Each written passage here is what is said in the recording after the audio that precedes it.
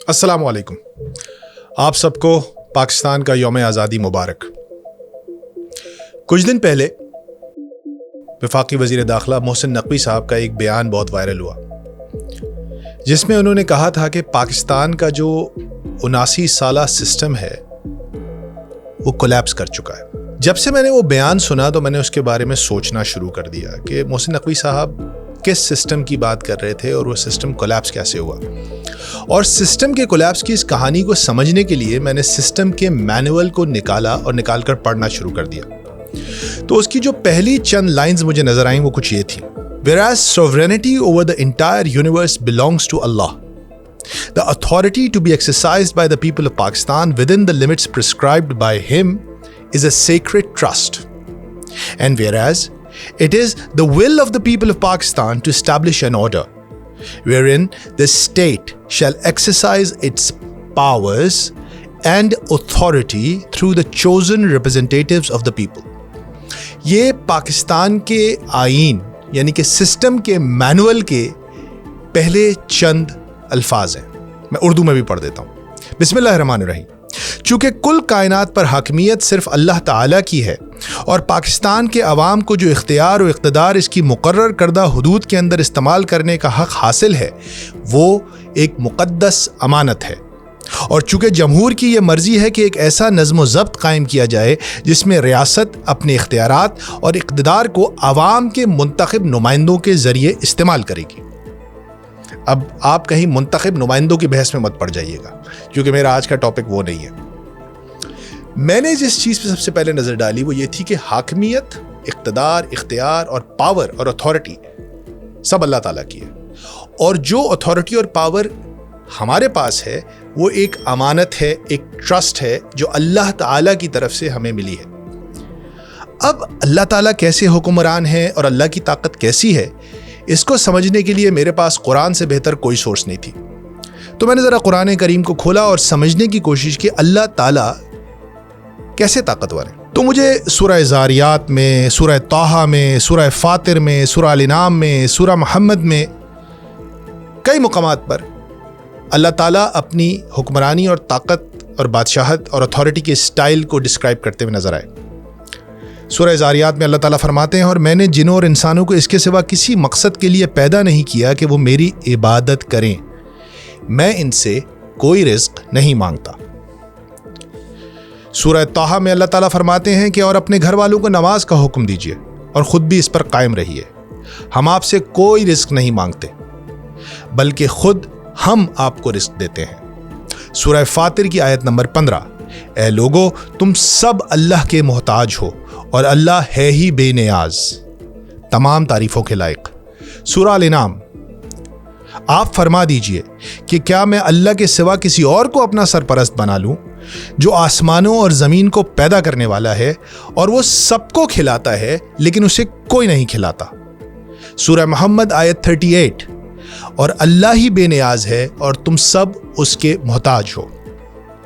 میں ایک دفعہ ایک بزرگ کا بیان سن رہا تھا تو انہوں نے سورہ اخلاص میں اللہ تعالیٰ نے اپنی تعریف کے لیے ایک لفظ استعمال کیا ہے، سمد. میں اس سمد لفظ کی تفسیر سمجھنے کی کوشش کی تو یہ 3 عربک لیٹرز کا ورڈ ہے، صاد، میم، دال، لیکن اس کے معنی اتنے بڑے ہیں کہ اس کو سمجھنا کسی اور زبان میں اس کو اتنے چھوٹے لیٹرز کے ساتھ سمجھانا ناممکن ہے. سمد کا مطلب ہے ایک ایسی ذات جسے کسی کی ضرورت نہ ہو اپنے کسی کام کے لیے اور باقی سب کو اپنے ہر کام کے لیے اس کی ضرورت ہو. یعنی کہ اللہ کی طاقت ایسی ہے کہ وہ صرف دیتا ہے اور لیتا کچھ نہیں ہے. لیکن چلیں تو اللہ سبحانہ و تعالیٰ ہیں. تھوڑا نیچے آ جاتے ہیں، انبیاء کی بات کرتے ہیں. تو قرآن میں انبیاء کے بھی بے تحاشا قصے موجود ہیں.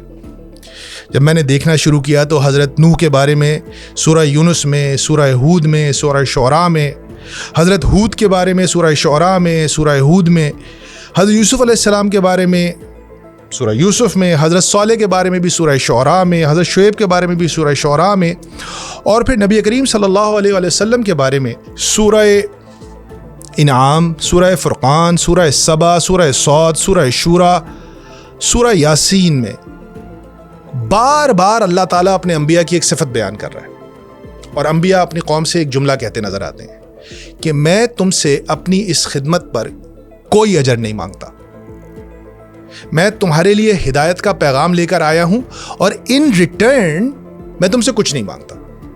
تو اللہ تعالیٰ کا تو آپ نے دیکھ لیا کہ اللہ صرف دے رہا ہے, کچھ نہیں لیتا.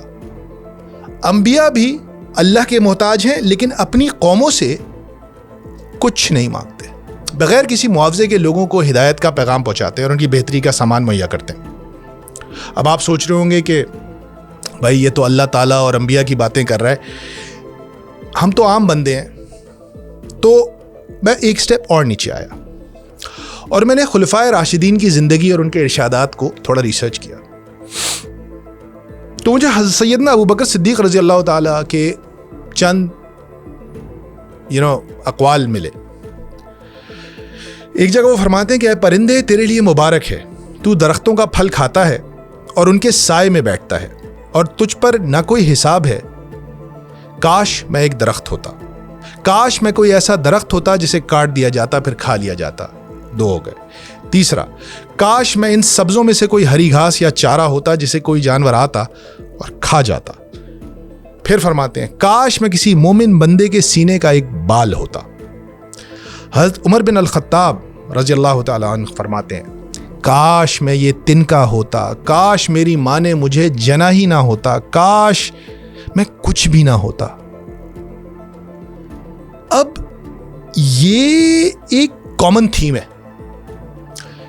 کہ اللہ تعالیٰ, انبیاء, صحابہ کرام ہمارے جو رول ماڈلز ہیں اور جو ہمارے لیے طاقت کے, ہدایت کے, حکمرانی کے جو بیکنز ہیں, جب ہم ان کو دیکھتے ہیں تو ہمیں ایک کامن تھیم نظر آتا ہے, اور وہ تھیم یہ ہے کہ طاقت, اقتدار, اختیار یہ ایک امانت ہے, یہ ایک ذمہ داری ہے, یہ ایک بوجھ ہے, یہ لوگوں کو دینے کا نام ہے, یہ لوگوں کی خدمت کرنے کا نام ہے. اور شاید اسی وجہ سے جب ہم کوئی پرانے زمانے کی چیزیں دیکھتے ہیں کہ لوگ بادشاہوں کے دربار میں اور طاقتور لوگوں کے پاس اپنی مرادیں لے کے جاتے تھے اور ان سے اپنے مسئلے حل کرواتے تھے اور ان سے محبت کرتے تھے, کیونکہ وہاں سے ان کو ملتا تھا, وہ ان کو دیتے تھے, ان سے ان کو کچھ حاصل ہوتا تھا, تو اس لیے لوگ ان سے محبت کرتے تھے, کیونکہ طاقتور کا کام تو دینا ہے. اور چونکہ وہ طاقت اور اختیار ایک امانت ہے تو وہ اسے اپنی میراث یا اپنی ملکیت نہیں سمجھتا, وہ اسے ایک ذمہ داری سمجھتا ہے. اس طاقت اور اختیار اور اقتدار کو لوگوں کی خدمت کے لیے استعمال کرتا ہے. لیکن پاکستان میں تو لوگ طاقتور لوگوں سے خوف کھاتے ہیں, نظر بچاتے ہیں, چاہے وہ اپنے گھر میں اپنے والدین ہوں, اسکول میں ٹیچرز ہوں, یونیورسٹی کے پروفیسرز ہوں, دفتر کے باس ہوں یا ریاست کے بڑے بڑے عہدیدار.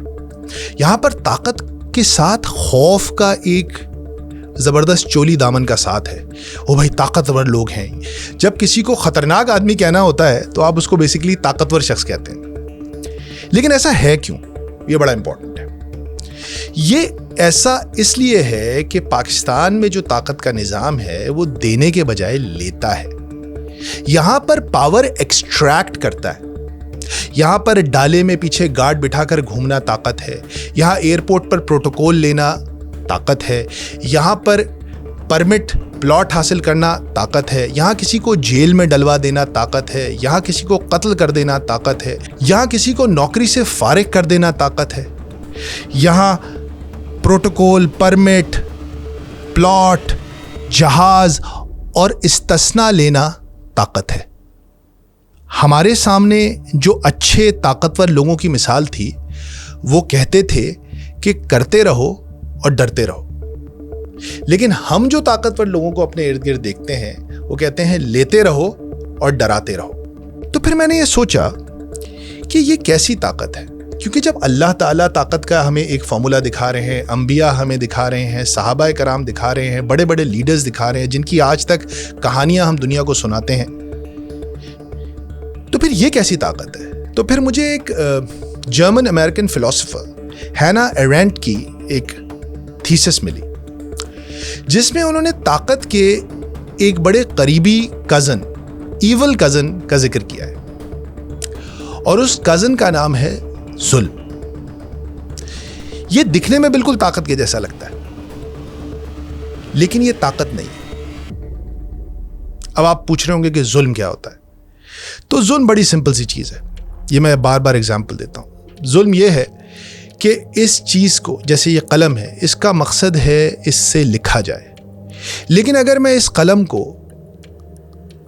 چائے میں چینی گھولنے کے لیے, کسی کی آنکھ پھوڑنے کے لیے استعمال کرتا ہوں تو یہ میں نے اس قلم کے ساتھ ظلم کر دیا. اب طاقت کا, اختیار کا, اقتدار کا ایک مقصد ہے جو ہم نے اپنے آئین, اپنے قرآن, اپنے انبیاء, اپنے صحابہ کی زندگیوں میں دیکھا ہے. لیکن جو ایکسٹریکٹیو پاور ہم اب اپنے ارد گرد ایکسپیرینس کرتے ہیں وہ طاقت نہیں ہے, وہ ظلم ہے. اب یہاں پر ایک بات سمجھنا بڑی ضروری ہے, اور میں یہ بات بہت کلیئرٹی کے ساتھ کئی جگہ پہ کہہ چکا ہوں کہ اکثر ہمیں سننے میں آتا ہے, خاص طور پہ مشرف صاحب کے دور میں ہم نے بہت سنا کہ اسلام امن کا مذہب ہے, اسلام امن کا پیغام دیتا ہے. میں کہتا ہوں ایسا بالکل نہیں ہے. اسلام امن کا مذہب نہیں ہے, اسلام انصاف کا مذہب ہے. اور ہمیں یہ بات سمجھنے کی ضرورت ہے کہ ایک ملک جو آج سے 79 ایئرز پہلے لا الہ الا اللہ کے نام پر بنا تھا, وہاں پر ظلم کا نظام ہے یا وہ طاقت کا نظام ہے. طاقت بری چیز نہیں ہے, طاقت کی کوئی موریلٹی نہیں ہوتی, طاقت تو ایک ٹول ہے, لیکن طاقت کا صحیح اور احسن استعمال وہی ہے جو اللہ نے قرآن میں اور صحابہ نے اپنی زندگیوں میں کر کے دکھایا ہے. یہاں پر ایک اور بات کو بھی سمجھنا ضروری ہے, ہم طاقت کا غلط استعمال کر کیسے لیتے ہیں. ہماری ایک پوڈ کاسٹ میں پچھلے دنوں عادل شاہد صاحب آئے تھے, فیملی بزنس کنسلٹنٹ ہیں, IBA کے سینٹر آف ایگزیکٹو ایجوکیشن میں پڑھاتے بھی ہیں. انہوں نے ایک بہت زبردست آئیڈیا مجھ سے شیئر کیا. انہوں نے مجھ سے پوچھا, فرحان صاحب, زمین کا ایک ٹکڑا ہے جس پہ آپ رہتے ہیں, آپ کہتے ہیں کہ آپ اس کے مالک ہیں, لیکن کیا آپ اس کے مالک ہیں؟ کیا وہ زمین آپ نے بنائی؟ کیا اس میں جو پتھر ہیں وہ آپ نے پیدا کیے؟ کیا وہ حصہ زمین کا جس کی 99 ایئرز لیز لے کے آپ بیٹھے ہوئے ہیں وہ واقعتاً آپ کہیں سے لے کے آئے تھے, یا یہ کسی اور نے تخلیق کیا ہوا تھا؟ یا جو کھانا آپ کھاتے ہیں, کیا یہ کھانا آپ اگاتے ہیں؟ کوئی کسان ہے, کوئی سپلائر ہے, کوئی آڑتی ہے, اور پھر اس سپلائی چین کے علاوہ ایک قدرت کا نظام ہے, سورج ہے, ہوائیں ہیں, بارش ہے, جو سب کچھ مل کر آپ کو وہ کھانا پرووائڈ کرتا ہے. ہم نے رفتار کھولا ہوا ہے پچھلے 3-4 سالوں سے, لیکن اگر لوگ ہمیں نہیں دیکھیں تو رفتار کی کیا حیثیت ہے؟ کچھ بھی نہیں ہے. تو میرے پاس ہے کیا؟ اور باہر کی چیزیں تو چھوڑیں, اگر میرے اپنے جسم کے اندر, جس کا میں خود کو مالک سمجھتا ہوں کہ یہ تو میرا جسم ہے, میرا جسم میری مرضی, تو اس جسم کے اندر میرے کنٹرول میں کیا ہے؟ لوگوں کی دل کی دھڑکنیں اوپر نیچے ہو جاتی ہیں, بلڈ پریشر اوپر نیچے ہو جاتا ہے, ڈائبٹیز ہو جاتا ہے, 10,000 مسائل ہو جاتے ہیں, ہمیں پتہ بھی نہیں چلتا. ہمارے اپنے جسم کے اپنے اعضاء ہمارے قابو میں نہیں ہیں. تو پھر ہم کیسے مالک ہیں؟ مالک ہونے کے لیے تو پھر کمپلیٹ اونرشپ ہونی چاہیے. وہ تو اس پوری کائنات میں ہمارے پاس ہے ہی نہیں. جب یہ سارے وسائل ہمارے نہیں ہیں تو ان کے ذریعے جو طاقت ہم تک پہنچی ہے وہ ہماری کیسے ہو سکتی ہے؟ تو پھر بات سمجھ میں آئی کہ یہ اونرشپ نہیں ہے, یہ گارڈین شپ ہے. ہم اپنے بچوں کے مالک نہیں ہیں, ہم ان کے گارڈین ہیں. ہم اپنی دکان کے مالک نہیں ہیں, گارڈین ہیں. ہم اس عدالت کے مالک نہیں ہیں, گارڈین ہیں. ہم اس ملک کے بادشاہ نہیں ہیں, گارڈین ہیں. اور جب انسان گارڈین شپ اور اونرشپ کے فرق کو سمجھ جائے گا تو یہ ایک بہت ہی ہمبلنگ, عاجزی پیدا کرنے والا ایکسپیرینس ہوتا ہے کہ یار میرا تو کچھ ہے ہی نہیں, میرے پلے ککھ بھی نہیں ہے. اسی لیے راحت اندوری صاحب کا ایک شعر بڑی زور سے دل پہ جا کے لگتا ہے اس موضوع کے ساتھ.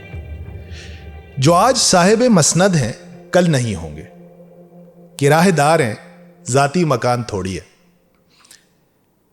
آپ آج جہاں کہیں بھی بیٹھے ہوئے وہ آپ کی ملکیت نہیں ہے, وہ ایک امانت ہے, اور اس امانت پر آپ کو اللہ کے ہاں جواب دینا ہوگا.